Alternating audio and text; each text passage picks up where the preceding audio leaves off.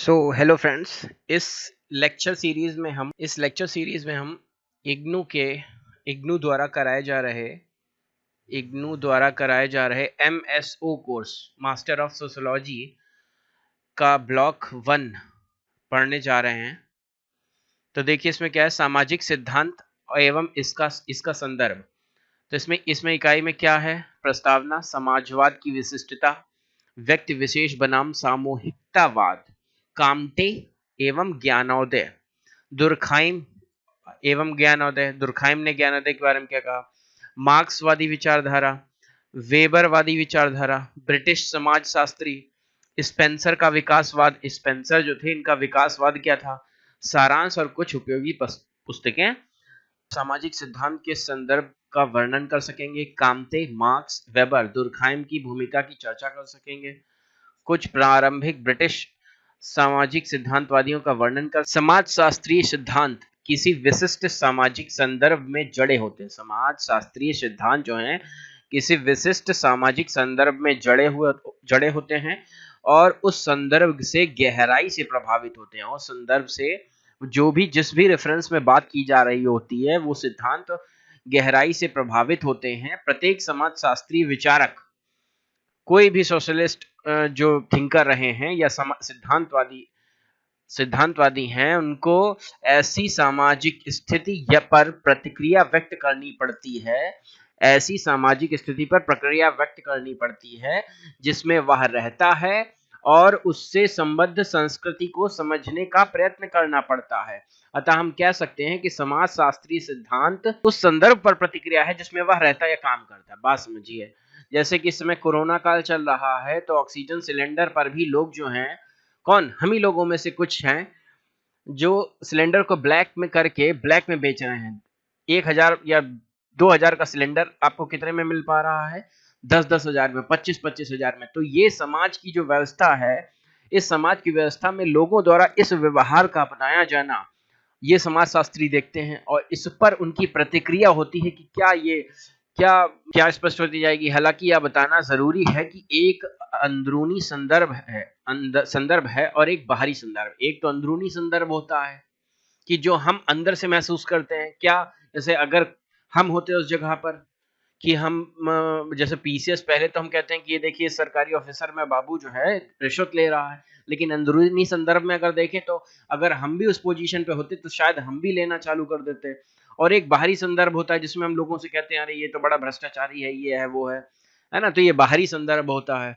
इन दोनों अंतः संबद्ध क्षेत्रों के बीच का ताना बाना समाजशास्त्री सिद्धांत है। अब ये जो अंदर और बाहर के दोनों के संदर्भ हैं, बात समझ रहे हैं, इन दोनों का जो ताना बाना है वही समाजशास्त्री सिद्धांत है।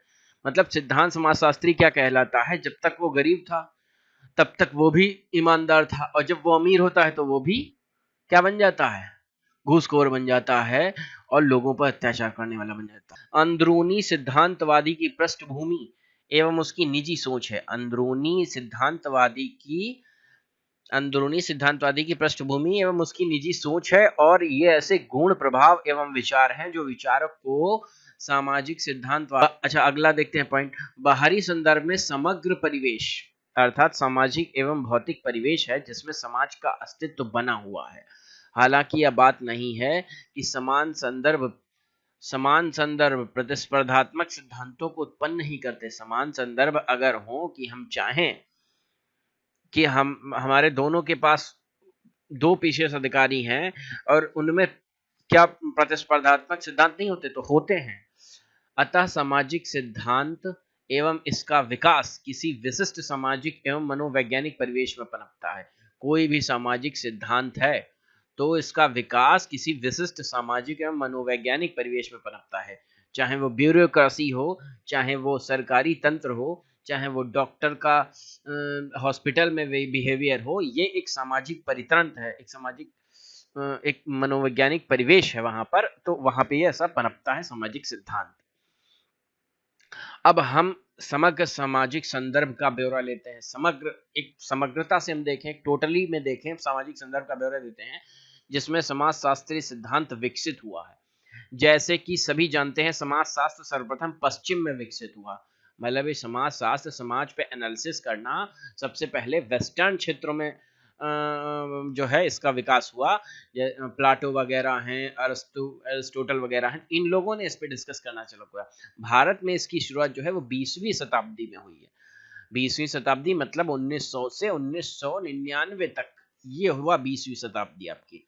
यहां पर समाजशास्त्र का विकास हुआ भारत में। तो अब देखते हैं समाजशास्त्रीय सिद्धांत जो है आपका क्या है। समाजशास्त्रीय सिद्धांत की परिभाषा क्या है और इसके अलग अलग समाजशास्त्रीय जो हुए हैं, समाजशास्त्र के अध्ययन करने वाले हुए, उनके अनुसार क्या है। तो इस तरह कामटे जो थे, इस तरह कामटे कौन है?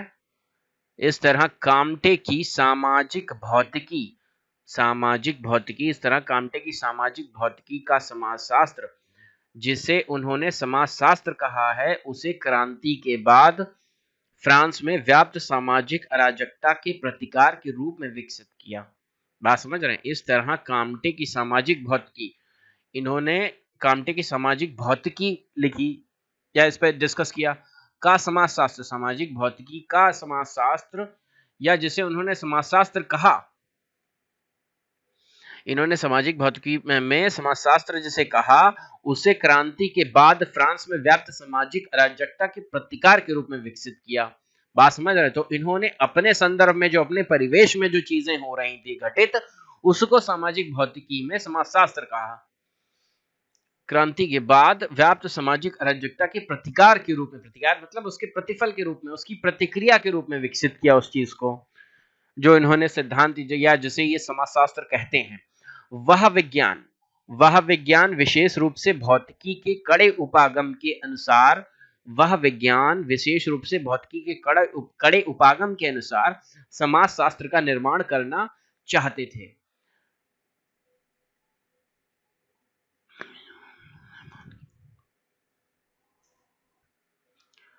अच्छा, तो ये जो सेंटेंस है ये कहना चाहता है कि जो कामटे थे वो सोशल साइंस को एज अ साइंस स्ट्रीम की तरह इसे डेवलप करना चाहते थे।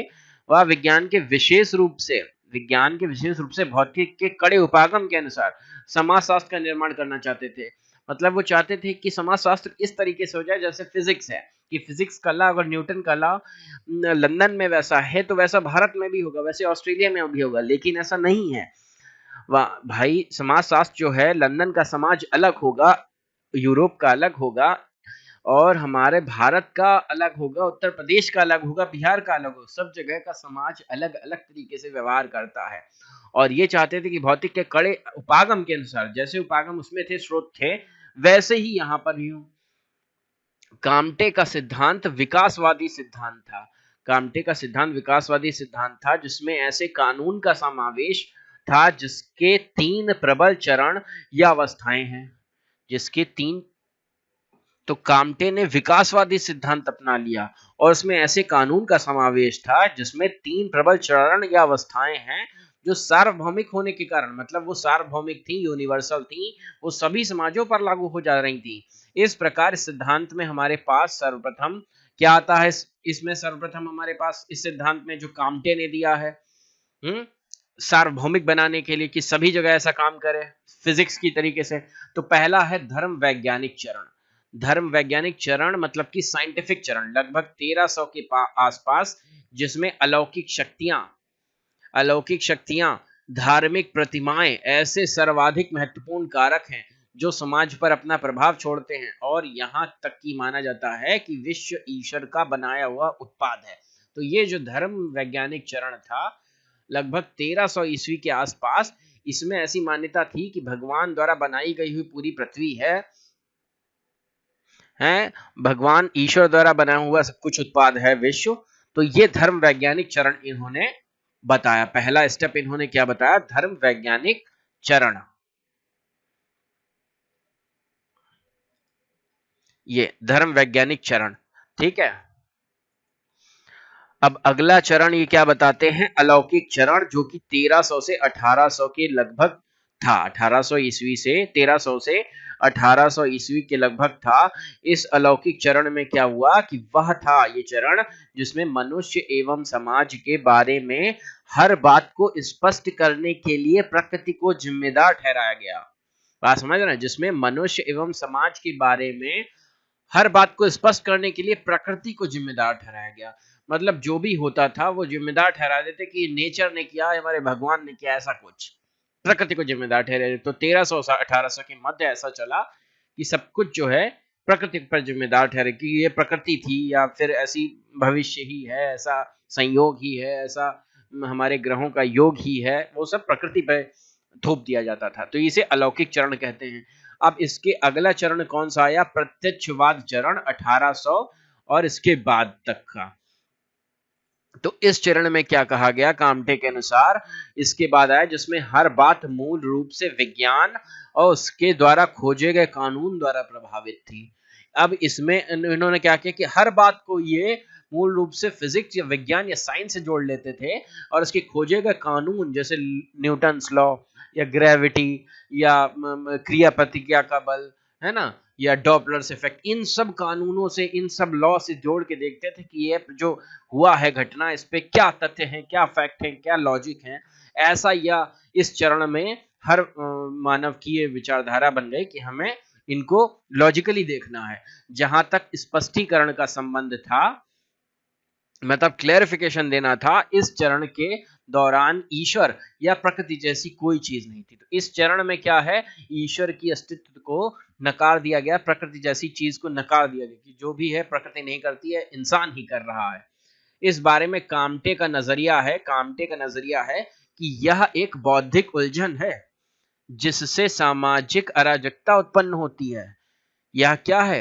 बौद्धिक उलझन है जिससे एक सामाजिक अराजकता उत्पन्न होती है। काम्टे के अनुसार प्रत्यक्षवाद संबंधी चरण तभी हावी होता है जब धर्म, वैज्ञानिक एवं अलौकिक चरणों के नामो निशान यदि मिटे ना हो तो कम से कम धुंधले पड़ गए हों। बात समझ रहे हैं?